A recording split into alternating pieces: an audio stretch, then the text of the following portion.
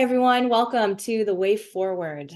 This is a series of different webcasts where we discuss a variety of topics. This one today is about leadership. So we have the founder of The Way Forward, Chris Hughes, here to help dive in on some of these issues. And then we also have a couple other folks joining us today, which I'm particularly excited about. Very well versed in all things leadership. We have Dr. Clarence Green, who is the VP of Culture and the police chief at Northwest Missouri State. We also have Matt Baker, who is the Vice President of Student Affairs at Northwest Missouri State. And I'm going to go ahead and hand it over to Chris to go ahead and kick this off. Thanks, Molly. Appreciate it. And I appreciate Dr. Baker and Dr. Green for joining us today. So the whole purpose of this series that we're going to put together is to get outside of the stereotypical idea of that what we do at the Way Forward is all military centric. In fact, it is far from that. And we'll use aspects of the military leadership models and executive leadership team building aspects that myself and my team bring to the private and public sector, but also want to make sure that we are tapping into and leveraging the private sector, and in this particular case, individuals who have exemplified themselves in the world of higher education. Both of you guys, in the world that you're in, you sit on the edges of the nucleus of what happens at a university. You've got the faculty and the provost, and you've got the students being taught in classes, but you guys kind of are the ecosystem that goes around that does the things Matt talks about. It's wellness and it's discipline, and it's how do you take care of that student who's learning probably more about doing their laundry than in their history class. They're getting that, but the real learning, as we all know, is suddenly being an adult, being treated like an adult, living sort of like an adult, and then you guys operate in that gray zone. In that gray zone with the younger people and with dealing with the mid-level individuals, like in the halls, your hall directors, and then the faculty writ large. How do you build trust? How do you work within that construct? What are the best practices you might want to share? I'll let either one of you go. I'll have to tee Dr. Baker introduced me to a concept several years ago by Kouzes and Posen. And I tell them this all the time. I use that process to go about doing most of my work, because I believe trust building is probably one of the most essential elements of leadership. When you review the science of management, it talks about it, but really trust building is that essential piece. And for me, it starts with modeling the way. How are you going about doing what you do? What are you saying? Are you doing what you say you will do? Because folks are going to judge you by your character more so than anything, and you have to live out what you say you are. Or you have to be vulnerable enough to say, well, I've even changed courses of why I'm doing things different. And then it moves into me of like sharing what those values are. How do we go about having in Dr. Baker's word, he has this deal in his office, which talks about a plain dissenting. Arrest the dissent is one of his terms he used. How do you arrest a dissent? One way for that, for me, and what we've tried to do, is to deploy out, here's our shared values. And what I mean by shared values, we're going to work with others so that they'll agree that those are values that we all should have. And they're going to buy into that. And so we're able to move things along. And then we want folks to challenge us, ask questions, demand of us excellence. And we're okay with that, because we're also going to equip you. And what I try to do with our folks is I want to equip them with the tools to do their work as well. And so that's enabling them to act. And then I want to measure them, because encouraging the heart, which is that last principle within that model, it's not always about being a cheerleader, because you could be a cheerleader also with holding someone accountable. Right. But when we give them those tools, we want them to be accountable to those tools. And we want to have opportunities to have conversations with them so that we can course correct and move together. And to me, it's just an evolving circle of those 5 principles. And that's what we try to do to build trust with, whether it's students or whether it's folks that I'm working with in human resources, external of the university, trying to deliver first by modeling that way and doing what I say I will do. And doing what you say you will do, it doesn't mean you're going to get it done. You might have to report back to that person and say, couldn't execute it. Sorry, I tried my best. And here's why I couldn't execute. And that's humbling in itself sometimes. Can you review those 5 steps again? Well, the 5 steps are modeling the way, inspiring assured vision, challenging the process, enabling others to act, and encouraging the heart. Very nice. Matt? Oh yeah. How'd you come up with that? How'd you come up with that? Well, it's interesting. It's that's Kozes and Posner's Student Leadership Challenge model. They have the leadership challenge, but then they revamped it for students. Probably a decade ago in student affairs, I began to wonder, we had a student affairs leadership model that the Student Involvement Office used, and one that the Residence Hall system used, and the Greek Life had a different model, and every department had a different model they were teaching students. And somewhere between lazy and efficient, I decided we might be able to put resources together. If we all had one model, then they would transfer. So if a student was lived on a residence hall floor and they learned a little bit about this, and then they became a member of a fraternity, and then they became an officer, and they'd heard these same concepts throughout their entire undergraduate experience, by the time they were the president of our student senate, they were speaking the same language as our incoming freshmen. And so when you think about learning and you think about focusing, seemed more efficient, but it also seemed easier to understand. Leadership is one of the easiest and most complex things to understand, in my opinion, because I've decided, or I read somewhere and I forgot that I read it, but there are 1,000 or more ways to lead, but you can only lead the way that you lead. You cannot be a leader. I can't lead like Clarence leads. I can't lead like Chris leads. I can only lead like Matt leads. And so, I spent time early in my career to try to lead like somebody else, and I hated it. And I had to come to the realization that I had to find my style, my rhythm, and that's great. So that's the reason we started doing that. And then, so our division decided on this model. We actually did some consulting with somebody who taught it. And then Clarence and I both, I believe, reviewed one of their editions. When they came out with the 3rd or 4th edition of the Student Leadership Challenge, both of us were asked to review it for Kozes and Posner, and write, accolades to it that are in the inside jacket of it. And so, Clarence talks about the process of being, learner-centric and not being the core mission. Because I think your point, I'd make it a little bit, Clarence is absolutely right. And I would say, no one comes to college to have a degree in student affairs. No, we are not issuing degrees in athletics. We issue bachelor's degrees based on a topic, a major, some discipline. And so we have to recognize we are supportive to the campus mission. Having an experience in a residence hall is secondary to working on your degree. That's okay. That doesn't make us less valuable, because it's also true that about 10% of our students' time is spent in class. 60, 70, 80% is spent outside the classroom. I agree with what you said earlier, Chris, about, they're learning history, but they're also learning to do their laundry. Over the last couple of years, the Student Affairs Division here at Northwest has begun to focus on, how do we align to our university mission? And we've come up with the phrase, our goal is to help students be life ready. If you can be life ready, that is going to pair nicely with your bachelor's degree. And it's very basic, and it's, like I said earlier, you shouldn't be the same person on August 25th, your freshman year, as you are May 3rd, your senior year. You should change. But today's students have not shared a bedroom with a sibling. I don't have the exact statistics, but I'm getting 80 to 90% of students have never shared a bedroom. And they move in, and we'd like them to be excited about living in a 12 by 18 residence hall room with a bathroom down the hall that they're going to share with 30 of their new best friends. They're absolutely terrified by doing that. And that's all they worry about from high school graduation until move-in day, is living in a residence hall.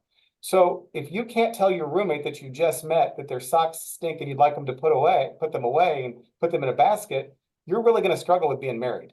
If you can't have a conversation with somebody you're going to live with for 9 months, being married to somebody for 50 years is going to be stressful. So I've always thought if we can help them acclimate to living in a community and learning to communicate, not via text message, but like with their actual voice, we're helping them be life ready. and we're actually helping them be ready for academics. We're ready to help them go ask their faculty member for help with the biology concept. So that out-of-class experience goes hand in glove with the goal of getting them a bachelor's degree to prepare them for a career, further education, or wherever their journey takes them. So we recognize our role as supportive to the academic mission of the university, and then we embrace it deeply. Well, I would argue, Matt, it's not supportive, it's critical to it. I mean, it's every aspect of what they're getting that other 90% of the time that they're at your university. I think you're absolutely right, but I would also say nobody's coming to campus just to live in a residence hall and learn to talk to somebody. I don't know. I don't know. Fair enough. I'm old school, but yeah, and I imagine that it's got to be even more of a steep challenge after COVID and everything, where kids were so isolated, and so probably even more critical now than ever before to learn, because it's the emotional intelligence piece of it, of understanding how to communicate with another person that you don't know that well, you don't know much about where they came from, and then trying to figure out why are they living the way they're living. And in some cases, we always say we're the better student because we don't have the stinky socks, but it's always good for us to be the one who has the stinky socks, and then the other person has the intestinal fortitude to say your socks stink, you might want to do your laundry once in a while. Yeah. And that's when the conversations start, because I had a roommate, didn't know what doing laundry was. For him, it was like that commercial where the guy keeps putting it on the table, and the coffee table, was watching TV, and he tells his wife it's magic, it just disappears, and she's like, it's because I do it. And so it's good for him. But I think it ties into a bigger life lesson, which is, I think, what you guys both do, because you do this, Clarence, in a very personable way, walking around. You're a manager by wandering around. You're an influencer by wandering around. And that's wander with an A. So you wander around and you're talking, you're assessing, you're doing that beat cop thing. You're getting a feel for the rhythm of the street, and you're providing immediate, timely feedback as to what's happening on campus and why. You're listening to the conversations, and you're going in, you're tweaking it so they're better informed and it's not getting off the rails. Matt, you're out there, you've got sensors, all of your people are sensors that are pulling that data in for the institution. And both of you, from very different but very complementary ways, are teaching young people how to think as opposed to what to think. The faculty is teaching them, the minimum essential things they need to grow their mind and become curious. And you guys are providing them, the how to think, the planning, the timing, the accountability for not going to class versus going to class, to having the ability to seek out help, which most kids don't know how to do unless they're told. Okay, so kids begin to learn and do that. And that's where I think trust is huge. You guys are creating that institutional cocoon of trust, that it's okay to ask, it's okay to approach, it's okay to complain, and it's also very okay to compliment. And so you guys are, in military terms, we would call your intelligence feelers for the president of the university. Because if I was going to say, how are we doing on campus, I would have you two, and I would have the president of student council come in, or student senate, and maybe faculty senate, and say, how are we doing? Because they're the ones, you guys, those are the ones who are picking up the information. So it's that trust factor. How do you empower that? So I know you both personally do it as leaders. How do you power that down to your employees? And then I know they trust you. Why do they trust you? What if they go out there and they bump into something and they get caught up in it and it looks bad? How do they trust that you're going to protect them? Well, I'll jump in for a couple of things. I think trust comes from experience together. I don't think trust is there the first day or the first week or even the first month. But trust is built when you bump into the wall, and worst case scenario is there's a coaching session on, hey, let's look at it this way. I don't think typically Clarence or myself come off the top rope with a minor misstep. I think that also because mental health and mental health concerns are so prevalent on a college campus, and we work together, we're passing 25 years now where we put systems and processes in place where we have a net. We have residence hall, resident assistants, and we have university police officers, and we have student leaders, and we have faculty, and we have advisors. We have people, we've created a system where people can report those in, and we have a protocol by which we deal with those mental health issues and make sure students get support. It is an absolute last resort for a student or an employee to be penalized for having a mental health crisis. Sometimes we have to get there, but it 98% or better of the time, it's a support process, not a penalizing process. And I think that has created trust. We have, we've learned the words over the years. I'm not clinically trained as a counselor.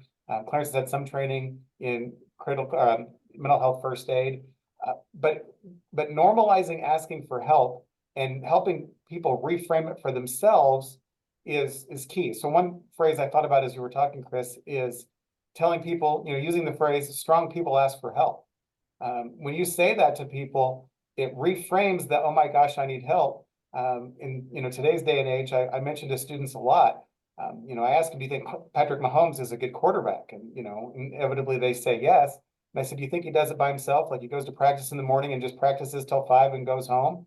Or does he have a nutritionist and a throws coach and a physical therapist and a financial advisor? He has 18 people a day that are helping him be the best quarterback he can be. And so he has asked for help, or it's been required by his employer. But either way, there is help given to him. And we have that on our campus. We have tutors, we have people who help with studying, we have peer educators, we have peer mentors, we have counselors, we have nurses, we have a physician, we have personal trainers. And so, using that analogy of Patrick Mahomes translates to all the things colleges want students to be successful. And I think, I'm going to speak for Dr. Green and myself, we've built that trust because we've created those networks. We've seen that the systems matter more. I can't help every student on campus. I would love to, but I don't have the capacity in a year to talk to all 9,000 students enrolled at Northwest. But my vision is to create the systems and networks and safety nets that they're picked up through the normal operations, through the student organization, through the counseling center, through whatever mechanism there is. That's how we build trust, is because when we find a need, we put a system in place, train people on that, and then we tell them, thanks for keeping us informed. And I think that's worked really well. And then it takes on a life of its own.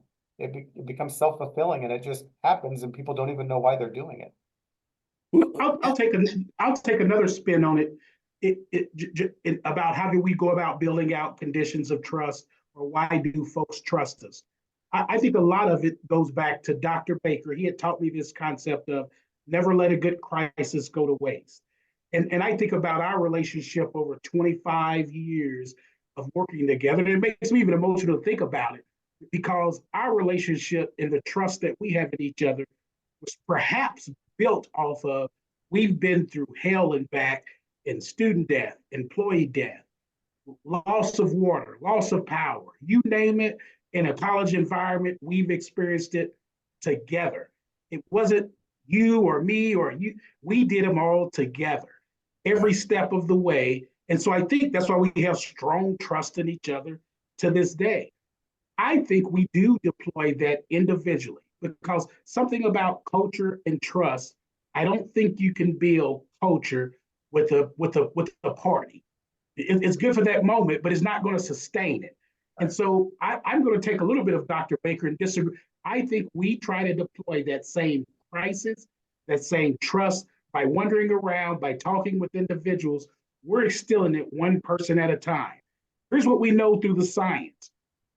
If you have one person voice of complaint, perhaps 100 people have that same complaint. That's what total quality management teaches us. And Yep. so I think about it in the reverse. If we have one person who's in favor of what we're doing or feel like they're trusted, we may not have that 100 who feel that way, but I bet you we have 25. And so if we're impacting that one and they know that we're going to do what we say we're going to do, they're going to be conduits for that out into the campus community for us. They're our force multipliers. They're helping us build trust throughout our organization. And I believe that's done. That's why Dr. Baker can walk into the community center one night when we have to evacuate 1,500 students off of our campus, look them in the eye and say, I'm going to take care of you.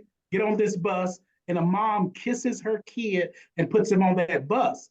Now we know 15 years later, that kid is Lieutenant Anthony Williams that works in our office because he's built these conduits of trust because he does what he says he will do. I'm going to take care of you. And so everybody felt like, well, he never not taking care of us. Let's go. And then he'll follow up if he can't deliver. We'll follow up and say, we can't deliver that. We wanted to. Clarence, I think that's what I saw in droves with you guys. And, you know, you being a police guy, like, you know, we have similar cultures in terms of doing crisis management. But I think what I found, which was cool with you guys with that whole system, is you always conducted an after action review. And you constantly updated and kept current with what you learned at every crisis. And I think that's what Matt was always saying, was never waste a crisis. You know, you should every single crisis. And then we're not talking about student death and I mean, those two, but every single time something happens that's out of the norm, you guys step back and you go, okay, what happened? And you do it with a degree of trust. So nobody's hiding anything. Nobody's embarrassed. Nobody's ashamed. You're all open about it. And you go, well, I really screwed that up, and not to screw that up again, I'm going to do it like this next time. And so it's that process builds the trust, because it's what Matt and I used to talk about, which you guys are very good at, is you're underwriting the risk. Okay. You know, we're getting to how do you empower your employees? And what I see is you guys will, you know, you give them the why they should do stuff. You give them the why. You open up their eyes to see the, you know, the how to think versus what to think. And that way you've got a very wide net, but that takes a lot of trust to give that size of a net to turn your people loose. And if somebody doesn't get it quite right, you pull them in and you say, well, that was a great idea, but it didn't work. Don't worry about it. I've had that happen before. Here's some good ideas. Now go back out and keep doing that.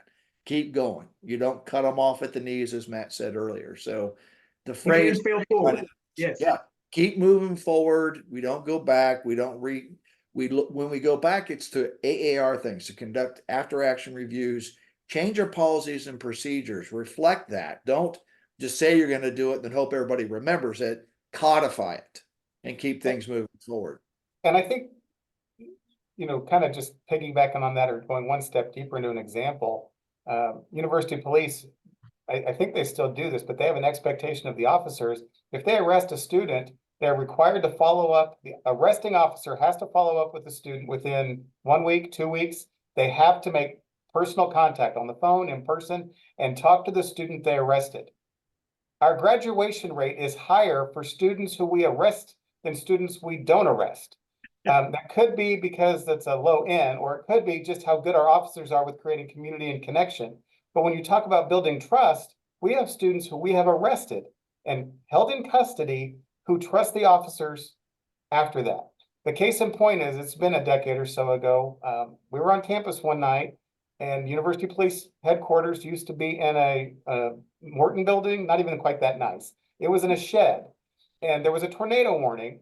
And when I'm talking a shed, I'm thinking double wide trailer, and 5 students who'd been arrested in the previous week showed up at University Police at 10 o'clock at night during a tornado warning because they knew they would get help.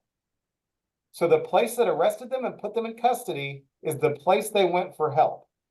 And so that's not nothing. That is not a normal police culture.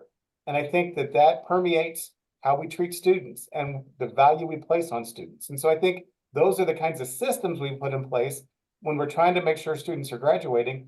Let's cut out those demographics and figure out where we can make an impact. Yeah, Matt, what you're describing, and I get goosebumps just thinking about it, because what I learned as a leader in the Army was everybody's going to screw up at some point. Okay. And what matters in terms of what happens after that, in terms of their development, is completely up to the leader. Completely, in my opinion. And it's how you respond to that failure, mishap, or whatever it is. What do you do? Okay. And what I'm sure Clarence's officers are doing is they're holding somebody accountable for breaking the rules, whatever it is. But then they go the next step to be able to explain the why. Why is this rule important? And why are you allowing me to be more concerned about you than you are of yourself and others? And I think most people, everybody gets up in the morning, in my opinion, to try to do the right thing. There's very few people waking up to be bad. Okay. If they are, it's because they didn't have somebody do what we're talking about, in my personal opinion. And so I can give you hundreds of cases where I had to hold somebody accountable. I was fair about it. I made sure they understood the why. Okay. And then years later, if you're very privileged, and you're rarely the beneficiary of your hard work like that, but if you're very privileged, that person reaches out, they stop you at a store, and they say, thanks, I was on the wrong path.